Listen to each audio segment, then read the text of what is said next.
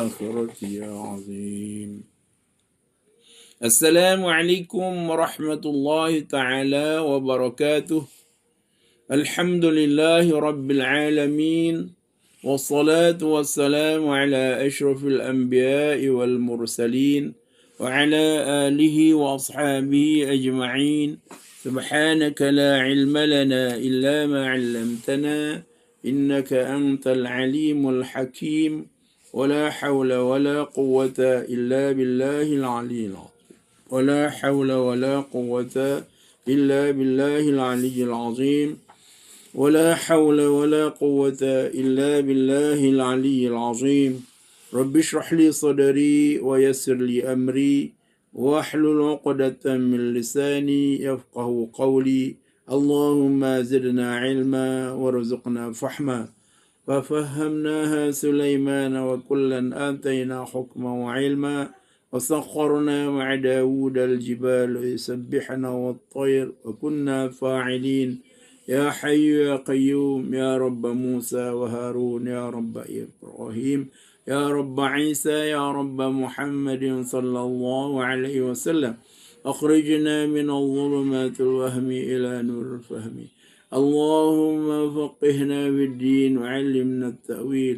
نويت التعلم وتعليما وتذكرا وتذكيرا والنفع والانتفاع والاستفادة والحث على التمسك بكتاب الله وسنة رسول الله صلى الله عليه وسلم، والدعاء إلى الهدى والدلالة على الخير، ابتغاء وجه الله ومرضاته وقربه وثوابه وحسن العاقبة.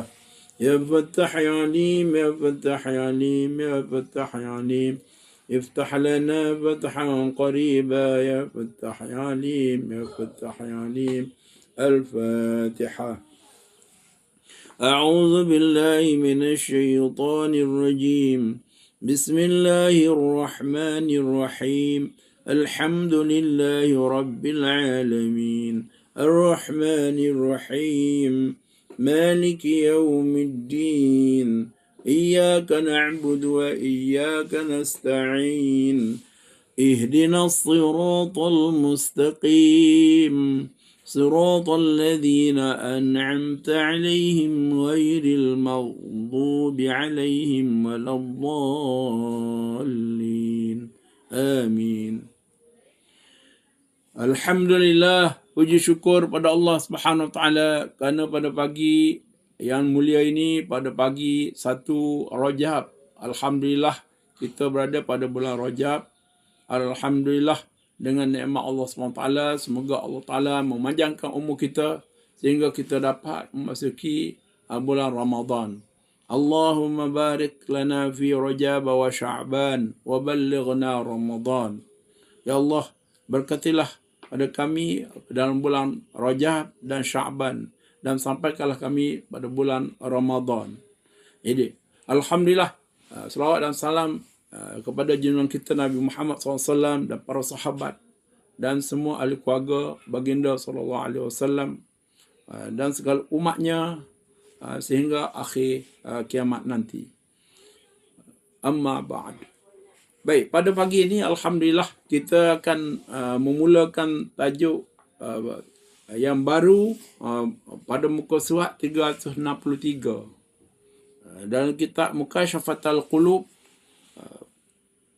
Tajuk pada pagi ini iaitu berkaitan dengan tiupan sangkakala, ketakutan dan kebangkitan daripada kubur.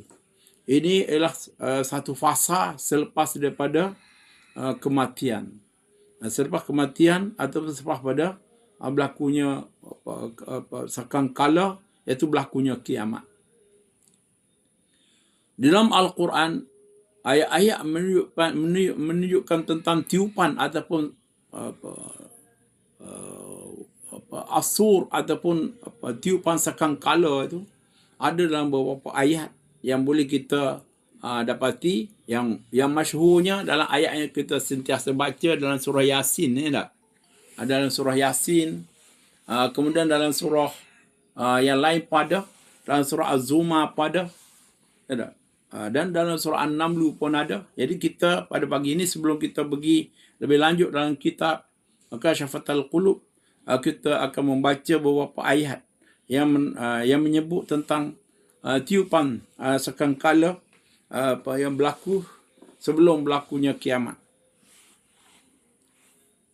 Dalam surah An-Naml, a'udzubillahi minasyaitonirrajim. Bismillahirrahmanirrahim. وَيَوْمَ يُنْفَخُ فِي الصُّورِ فَفَزِعَ مَنْ فِي السَّمَاوَاتِ وَمَنْ فِي الْأَرْضِ إِلَّا مَنْ شَاءَ اللَّهُ وَكُلٌّ أَتَوْهُ دَاخِرِينَ وَتَرَى الْجِبَالَ تَحْسَبُهَا جَامِدَةً وَهِيَ تَمُرُّ مَرَّ السَّحَابِ صنع الله الذي أتقن كل شيء إنه خبير بما تفعلون. Artinya, dan ingatlah wa yauma yunfakhu fis-sur, dan ingatlah pada hari ketika sangkakala ditiup. Wa yauma yunfakhu fis-sur. Ada beberapa kali Allah Taala menyebut dalam Al-Quran wa yauma yunfakhu fis-sur mubasyaratan. Mana ayat ini memang jelas menyebabkan kita terasa bahawa akan berlaku pada satu saat, akan terasa pada hati kita satu saat yang kita tidak tahu dia ada berlaku satu kejutan. Semua penduduk bumi ini berlaku kejutan, ya, kejutan. Wa yauma yunfakhu fis-sur fafazi'a man fis samawati wa man fil ard. Dan ingatlah pada hari ketika sangkakala ditiup, maka terkejutlah apa yang di langit dan apa yang di bumi. Terkejut. Kita ada terkejut juga tak masih hidup di dunia ni. Terkejut dengan gempa bumi, terkejut dengan gunung berapi bagi orang pernah mengalami, terkejut dengan banjir besar, terkejut kita tak? Terkejut dengan satu gempa ke ataupun bunyi yang mengejutkan. Tapi hak ni terkejut yang terakhir sekali. Di mana semua penduduk di langit dan di bumi terkejut.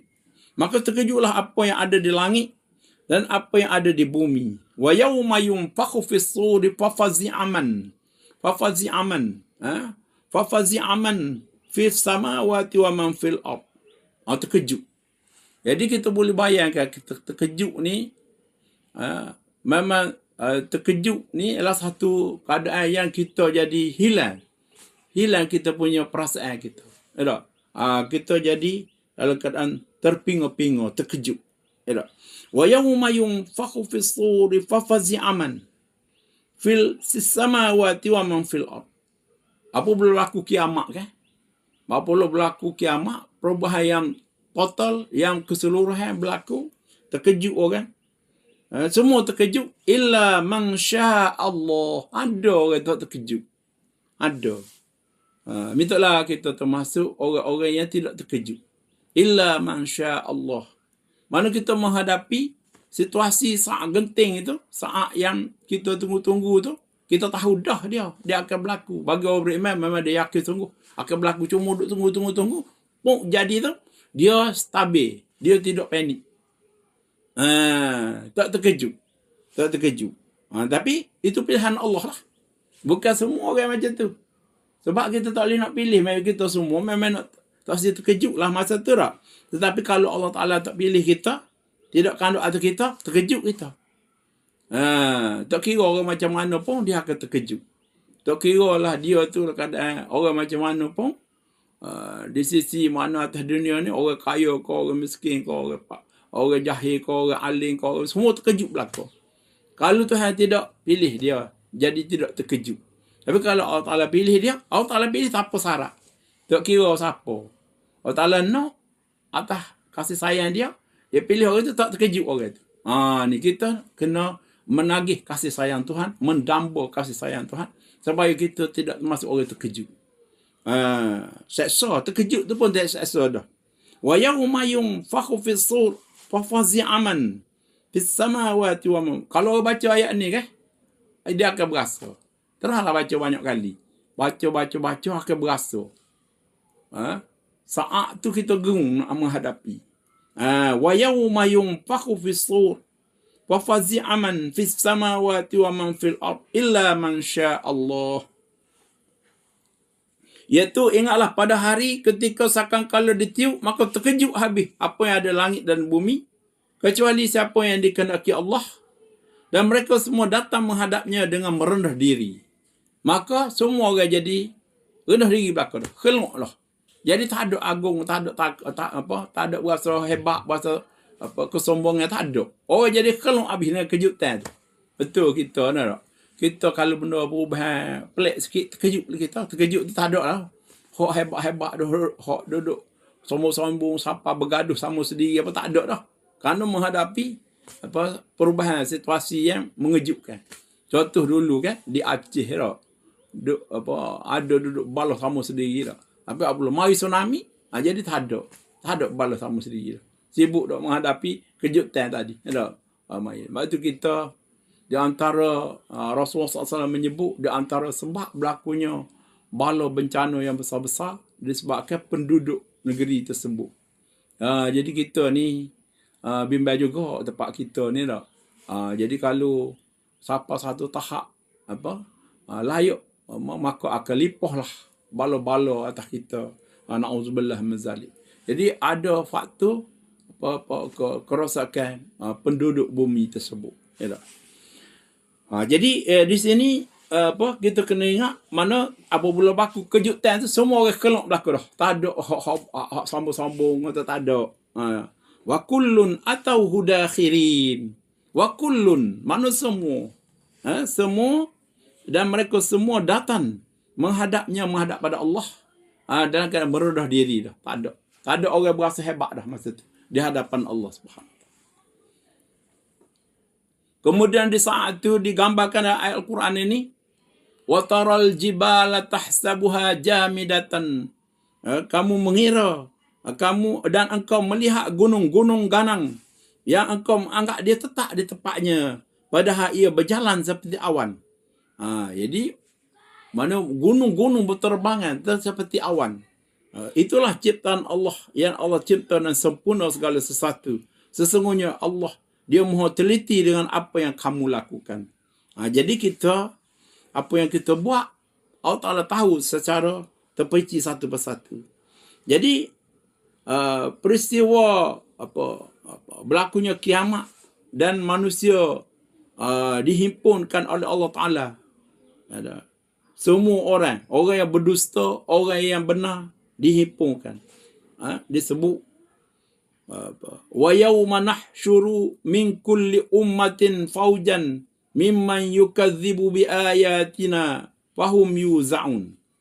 Ada ingatlah ketika kami mengumpulkan setiap umat dan ada segolongan yang mendustakan ayat-ayat kami, lalu kami bahagikan mereka dalam kelompok-kelompok hingga apabila datang Allah Ta'ala berfirman, mengapa kamu mendustakan ayat-ayatku padahal kamu tidak mempunyai pengetahuan tentangnya? Atau apakah yang telah kamu lakukan? Iaitu orang-orang musyrikin Arab mendustakan ayat-ayat Allah tanpa memikirkan terlebih dahulu. Dia tak ada ilmu bang, tapi dia dusta dalam keadaan jahil dia. Dalam keadaan dia menolak ayat Allah, tak apa nak ambil tahu pun. Sebab tu kita orang beriman jangan dijangkiti penyakit kaum musyrikin Arab masa tu. Dia macam benci kepada ayat Quran, menyampah, tak nak dengar, menyibuk. Allah. Kalau ada orang yang Islam yang ada perasaan macam tu, itu ada bibit-bibit penyakit musyrikin. Jadi kita bimbang takut kita ni Islam indah nah saja, tapi indah Allah kita ni orang musyrikin. Jadi tidak boleh. Kita kena berjaga-jaga dengan apa yang mari dalam hati kita ni, zaman akhir ni banyak pemikiran-pemikiran yang buat memain-mainkan ayat-ayat Allah Subhanahu Wa Taala. Jadi ni Allah Taala menyebut bagi orang yang mengadak dia dalam keadaan mendusta ayat-ayat Allah. Dia kata, mengapa kamu telah mendustakan ayat-ayat aku padahal kamu tidak mempunyai pengetahuan tentangnya. Kita tak tahu tu kan perkara tu. Tak ambil tahu pun. Tapi kita dusta, kita tolak pakai borong gitu. Tak sih, tak boleh ikut ayat Quran. Koluk jadi. Tak maju. Jadi setengah daripada pemikiran yang bahaya. Hak majunya ikut fikiran sendiri. Itu jadi maju. Jadi itulah jadi tanda orang musyrikin Arab masa tu mendustakan ayat-ayat Allah yang Allah Ta'ala wahyukan melalui Rasulullah SAW. Bila dibaca pada dia, dia tidak pun cuba nak memikirkan. Sebab dia tahu kalau dia fikir, dia terpengaruh lalu. Jadi dia tahu. Dia pergi dengar, dia kedusta lalu. Tapi dia pergi curi dengar juga. Nabi duduk baca wahyu. Dia pergi curi dengar pemimpin dia. Ada satu malam tu, dia pergi curi dengar, ada seorang pemimpin tu jumpa pemimpin lain. Mai mana awak ni? Dia kata, saya mai dengar Muhammad baca wahyu. Dia seorang lagi pun, dia kata, saya pun mari situ juga. Dia pakat nak dengar. Tapi apabila dengar, dia tidak cuba nak memikirkan. Dia nak tahu kemudian mendustakan. Itulah orang-orang yang na'udzubillah min zalik. Pemikiran ni zaman akhir ni ada ni, duk menyelinak dalam orang Islam. Kalau kita orang Islam, Al-Quran ada dalam kita, tapi kita mendustai ayat-ayat yang ada dalam Al-Quran. Tak apa kemah mana nak pegang. Jadi ragu-ragu. Ya kan bertemu ni lah. Di mana Allah Ta'ala bertanya, mengapa kamu telah mendustakan ayat-ayat aku? Padahal kamu tidak mempunyai pengetahuan tentangnya. Tak tahu apa pun tentang ayat tu. Atau apakah kamu telah dan apakah yang telah kamu lakukan? Ayat dia. Dan berlakulah perkataan iaitu janji azab. Allah Ta'ala menjanjikan azab atas orang yang zalim, yang tidak menerima ayat-ayatnya. Allah SWT mengkhabarkan tentang peristiwa hari kiamat, bahawa dia akan mengumpulkan di hadapannya orang-orang yang mendustakan ayat-ayatnya serta para rasulnya untuk ditanya dengan perbuatan mereka lakukan ketika di dunia. Sebagai celaan dan penghinaan kepada mereka. Ini ada disebut di mana di hadapan Allah nanti orang-orang akan rasa kehinaan dengan perbuatannya sendiri. Dia akan menyadari bahawa Allah Ta'ala tidak menzalimi dia. Dia terhina disebabkan perbuatan dia sendiri. Banyak ada ayat-ayat Allah Ta'ala.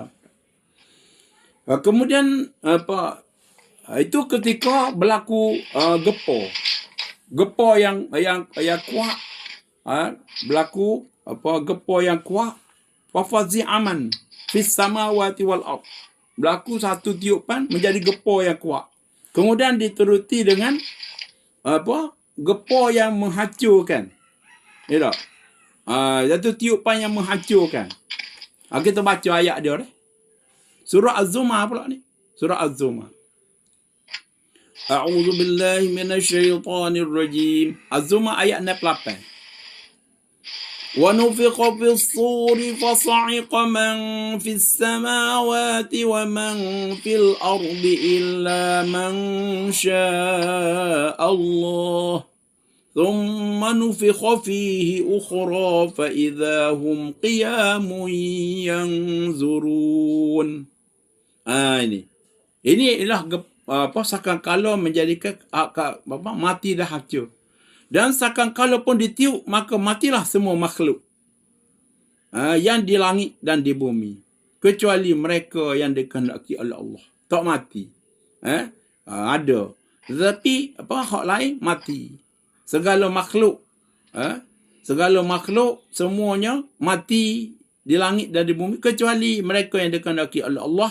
Kemudian ditiup sekali lagi. Selepas tiupan yang menghancurkan itu, maka hancur, tak ada. Kemudian tiup sekali lagi, summa nufikha fihi ukhra, ditiup sekali lagi, Maka seketika itu mereka bangun daripada kuburnya menunggu keputusan Allah Subhanahu Wa Taala. Jadi ini dalam ayat ini menerangkan, para ulama menyebut ada dua tiupan. Tiupan pertama menghancurkan, senyap habis. Tiupan kedua bangkit daripada kubur. Jarak antara tiupan pertama dan tiupan kedua tu ada tempoh masa dia. Ada tempoh masa dia. Jadi masa tu tak ada orang, senyap habis. Mati habis orang. Yang adanya Allah Subhanahu Wa Taala. Yang tidak hancur. Allah SWT tidak binasa, tidak punah. Serai pada Allah SWT semua punah. Hancur binasa kecuali yang dikehendaki oleh Allah SWT. Jadi itu akidah kita. Akidah kita di mana Allah SWT akan berlaku kiamat, semua hancur senyap habis, kemudian akan dibangkit. Itu kemudian ditiup sekali lagi sangkakala, maka ketika itu mereka bangun daripada kubur. Kemudian pergi ke mana? Dia sebut di situ, wa asyraqatil ardu bi nuri rabbiha wa wudi'al kitab wa ji'a bin nabiyyin wa syuhada'i wa qudiya bainahum bil haqq wa hum la yuzlamun. Dan bumi, yakni pada mahsyar, menjadi terang benderang dengan cahaya keadilan Tuhannya, dan buku-buku perhitungan mereka, perbuatan mereka diberi kepada mereka masing-masing. Nabi-nabi dan saksi-saksi pun dihadirkan, lalu diberi keputusan di antara mereka secara adil, sedang mereka tidak dirugikan. Itu satu hakikat yang kita akan tepuh, di mana di satu masa kita akan dihimpun pada mahsyar. Di situlah akan diperkirakan, diadili di mahkamah Allah Subhanahu Wa Taala. Wa wufiyat kullu nafsin ma amilat wa wufiyat kullu nafsin ma amilat wa huwa a'lamu bima yaf'alun. Dan kepada setiap jiwa diberi balasan dengan sempurna sesuai dengan apa yang telah dia kerjakan masa di dunia. Lepas apa kerja kita? Yang kita buat atas dunia ni sesuai. Itulah balasan yang sesuai pada kita. Yang kita kerja. Dan ya, Allah SWT, dia lebih mengetahui apa yang mereka kerjakan. Allah tahu secara teliti apa kita buat. Kali nak menyatakan sebaliknya. Kita buat itulah yang akan digambarkan. Lo ni pun dengan ada alat-alat yang rakaman lo ni kan, tak boleh nak dusta dah. Tak boleh nak dusta apa dah. Tinggal kita terima seadanya. Kita kalau susah-susah lah, senang-senang lah. Kena azab lah, kita tak nak lari dah. Kemudian Allah SWT menerangkan dalam ayat seterusnya ni, orang-orang kafir diseret ke neraka, dan seterusnya orang-orang yang bertakwa kepada Allah Ta'ala dibawa ke surga. Berkumpulan-kumpulan, rombongan-rombongan, zumara. Itu ayat ni boleh dibaca dan teliti dia punya tadabbur ayat ini dalam kitab-kitab tafsir. Pada pagi ini kita nak menyebut saja konteks ayat tadi. Jadi boleh rujuk sendirilah lepas ni cari kuliah-kuliah yang mengajar lebih detail tentang tafsir ayat tu. InsyaAllah kita akan lebih mendalam. Sebab tu ilmu ni penting. Ilmu sangat penting. Ilmu fardu ain ni, ilmu tentang akhirat ni penting. Baju bersyukurlah kita kerana kita diberi oleh Allah Ta'ala mudah untuk belajar ilmu agama. Ada orang payah, ada orang diuji dengan kesempitan masa, kekurangan kesihatan, tak apa stabil. Jadi payah nak belajar dah. Jadi kita boleh lagi. Nak boleh lagi ni, maka rebuklah. Cari majlis-majlis ilmu. Sebabnya Rasulullah SAW ketika dia dibawa ke dalam neraka untuk melawat tengok neraka masa Isra' Mi'raj, Rasulullah SAW dapati ramai dalam neraka tu orang-orang yang fakir. Fakir di sini Rasulullah menyebut bukan fakir harta. Fakir iaitu fakir ilmu. Fakir ilmu. Jadi kita jangan hidup lah kada fakir ilmu. Ya tak? Orang fakir ilmu ni memang banyak duduk dalam neraka.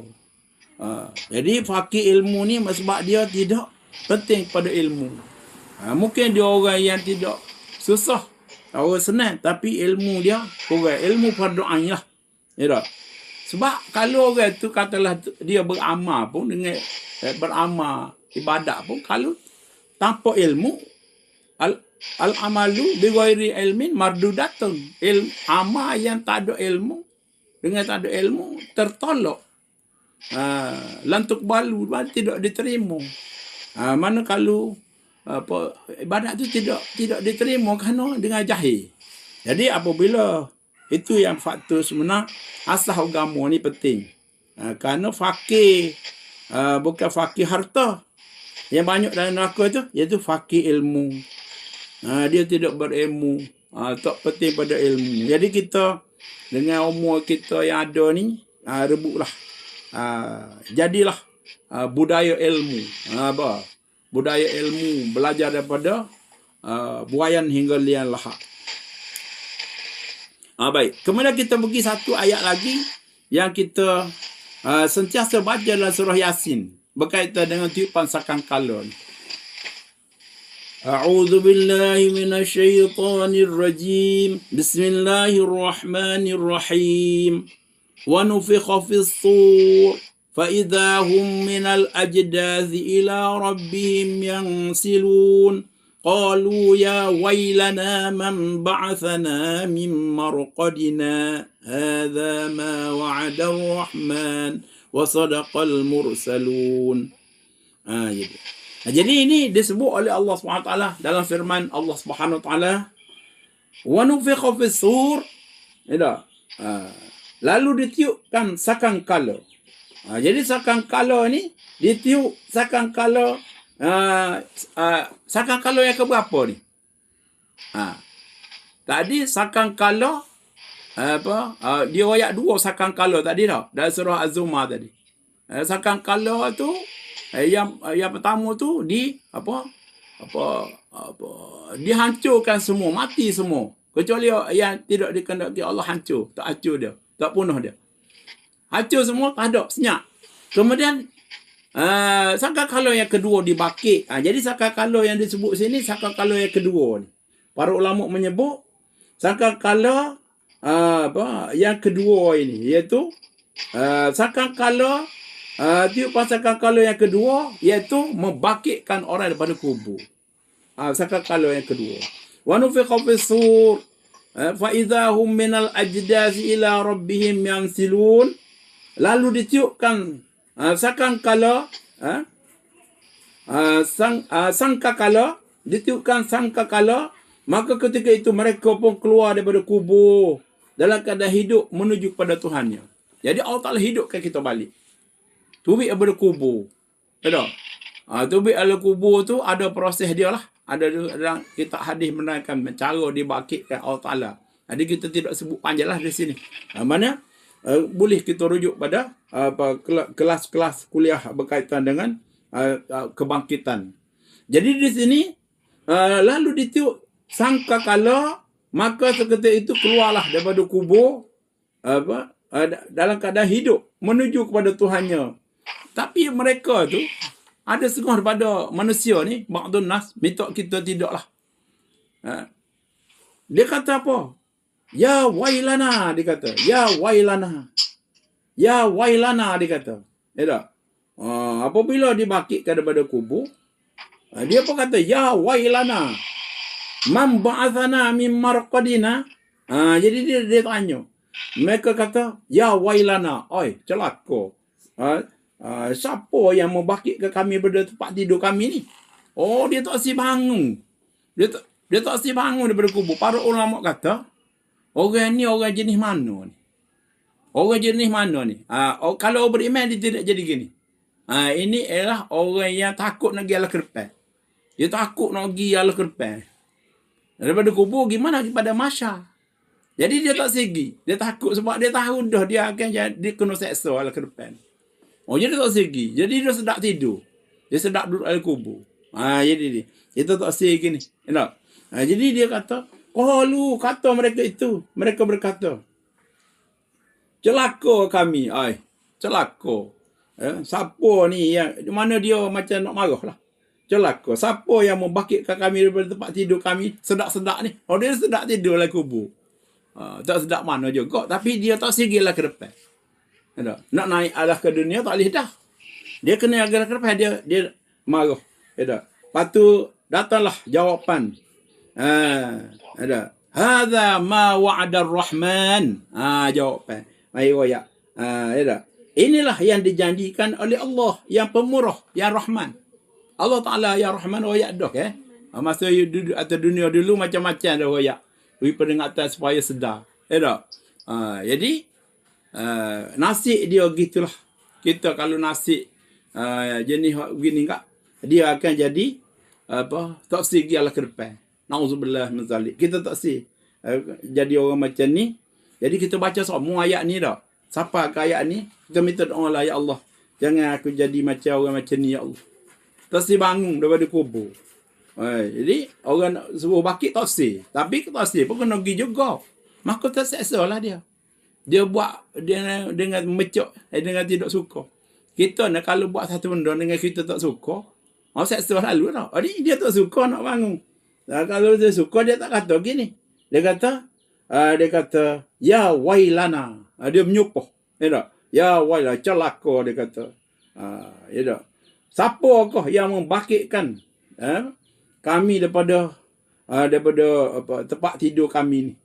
Jadi dia sedap sikit. Jadi kita kubur kita ni tempat perhentian dalam kubur tu, dia akan terus bergerak ke seterusnya.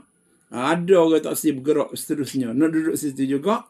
Maka dia ingat inilah janji Tuhanmu yang Rahman, dan benarlah rasul-rasul al-mursalin setiap zaman sejak daripada zaman Nabi Adam, Nabi Nuh, Nabi Idris, sampai Nabi Ibrahim, sampai kepada nabi-nabi lain, rasul-rasul lain memberitahu tentang peristiwa kiamat ni. Dia beritahu. Jadi itulah gambaran sakang kala. Kita gambar dalam ulama gambar dalam kitab-kitab, dalam kuliah-kuliah dah. Tapi hak sebenar lebih pada tu lagi. Kita kena akidah macam tu.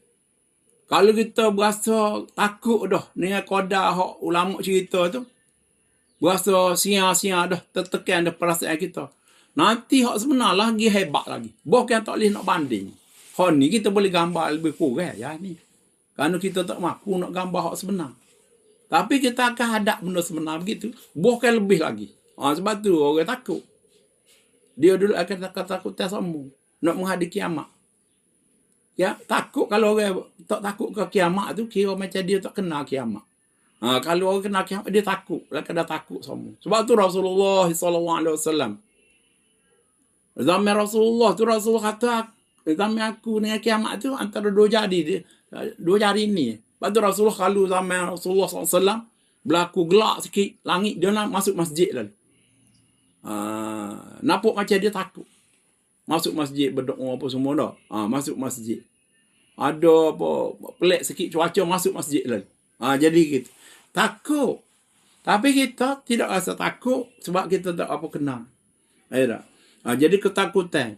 Lepas tu di sini tajuk Imam Ghazali membawa tiupan, iaitu sifat sangkakala, kemudian ketakutan dan kebangkitan daripada kubur.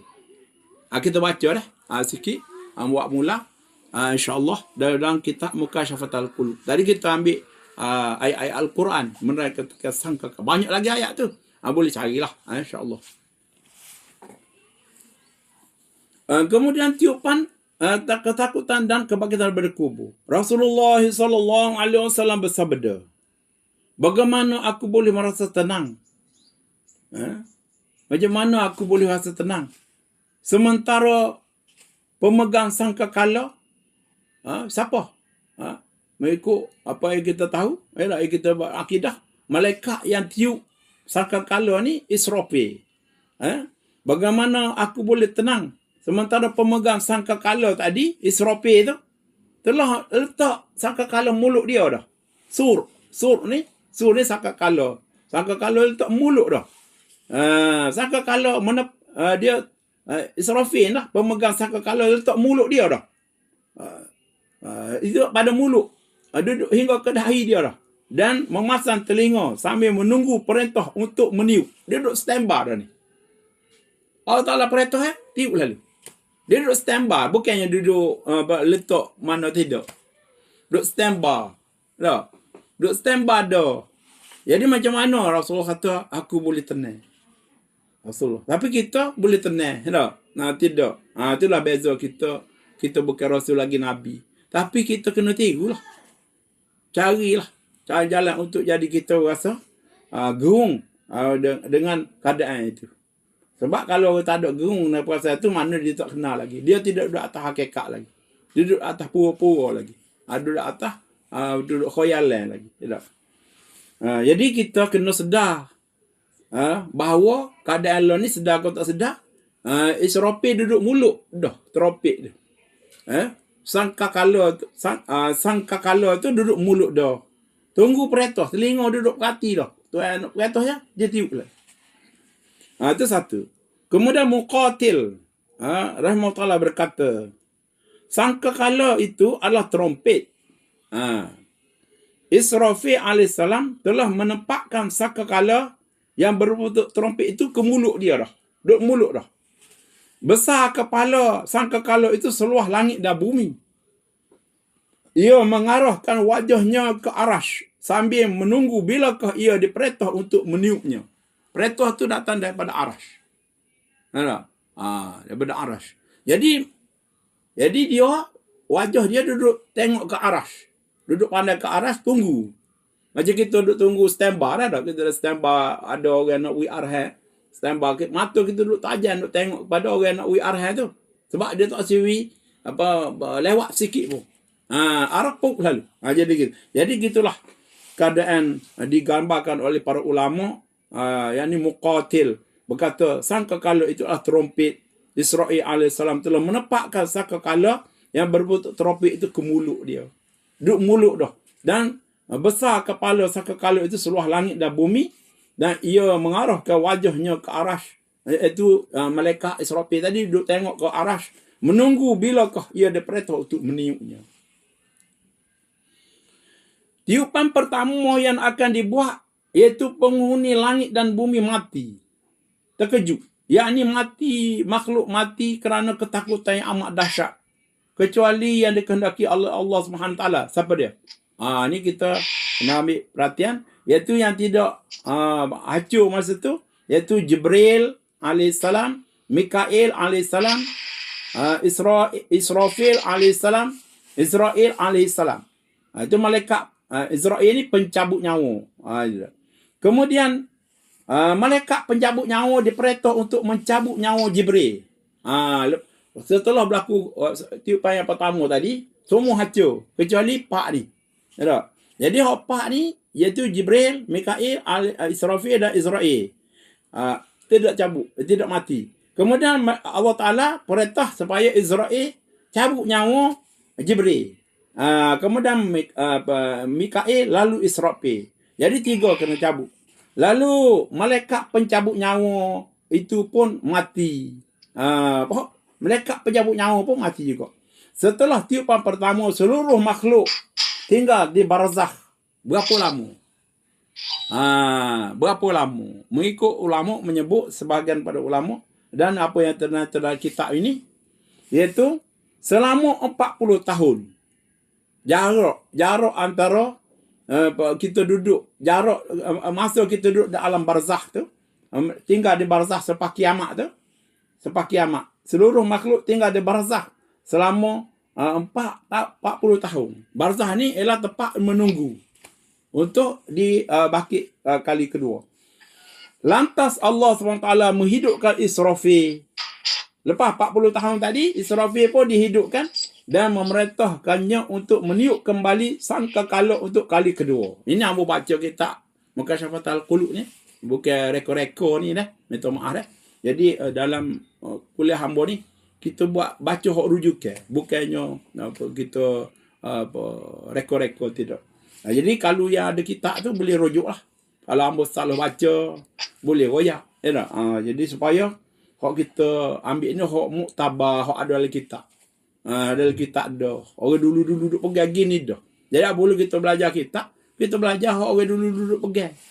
Orang dulu-dulu, hak abak-abak dulu duduk pegang gini dah. Kerana Imam Ghazali ni, dia hidup zaman 500 hijrah. Jadi 600 hijrah, 700 hijrah, 800 hijrah, 900 hijrah. Duduk rujuk kitab ni. Setengah ulama hafal kitab ni. Kutubul Ghazali. Kitab-kitab Imam Ghazali dah hafal ulama dulu. Kita ni belajar. Hak dia gobek dah ni, you know. Hak dia puisi belakang dah. Dia hidan dah talan. You know. Tu hawi mudah kita ni zaman akhir ni. Mudah pun hidan dah talan pun tak si makan kita dah. Mungkin tak ada pecah liu. Tak ada pecah liu. Ada. Jadi kalau kita orang hidan belakang dah ni, nanti tu soal nanti. Jawablah kita. Kita tak boleh nak kata susah. Tak ada. Orang hidan belakang dah. Puisi belakang tak ada tulis apa tak ada dah. Kalau wah dia kat dia cekoh belakang dah. Bang dah wak-wak bang tapi tak ada pecah liu. Ada. Jadi semoga kita tak termasuk orang macam tu.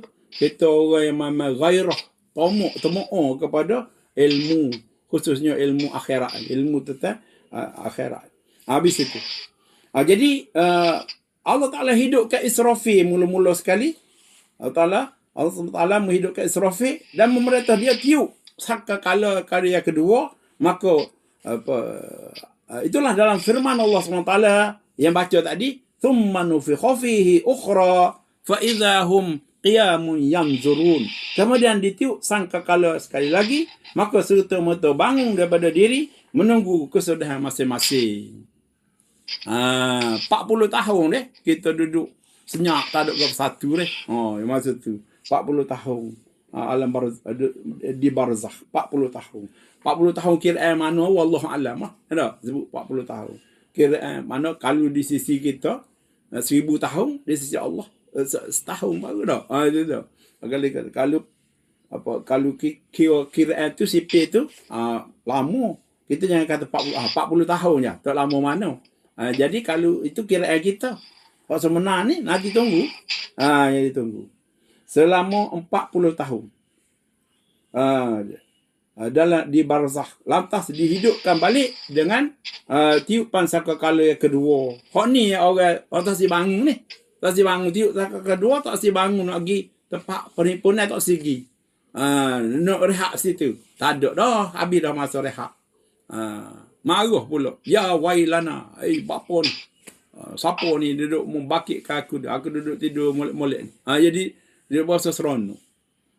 Sebab tu ada setengah orang-orang yang tidak mahu pergi kan. Dia buat khoyalan. Dia kata dalam kubur tak ada azab dia kata. Dalam kubur walaupun kita jahat atas dunia ni, dalam kubur kita rehat, kita tidur dalam kubur. Ada akidah macam tu. Ulama kata ada orang buat rekod macam tu. Sedangkan azab kubur ni benda yang sebenar. Ada orang terpengaruh, orang Islam tak percaya ada azab kubur. Na'udzubillah min zalik. Talih tu. Kalau akidah kita ahli sunnah wal jamaah ni, azab kubur tu setengah pada akidah. Tak percaya azab kubur, so akidah kita. Jadi di sini kita kena tahu ada ilmu. Tak? Barulah kita tidak terpengaruh dengan orang. Jadi dia kata dalam kubur tu tak ada orang paling balik royak. Ada azab dia kata. Duk cahaya atas bari dia kata. Dia kata begitu. Waktu kita percaya tak ada lah azab kubur. Pakai kita duduk rehat ya. Jahat selama mana atas dunia pun masuk kubur, rehat dalam kubur dia kata. Sesok pula tu kalau dia bakit. Jadi kata. Ada percaya gitu. Jadi kita tidak boleh percaya macam tu. Kita kena percaya azab ada dalam kubur selama-lamanya. Siapa dibakit. Itu yang kedua, duk azab lah. Kalau kita jadi azab. Kalau kita dalam nikmat surga selama-lamanya. Dan lubang surga. Taman surga. Dalam kubur jadi taman surga selama-lama. Tak bertukar dah. Jadi tunggu dibakit pun dalam keadaan suka untuk menuju kepada pengadilan Allah SWT. Itu orang beriman. Jadi dalam keadaan mereka menunggu hingga hari kebangkitan, Iaitu di dalam di alam di barzakh tadi. Kemudian apabila itu Rasulullah SAW bersabda, kita baca sekali lagi hadis.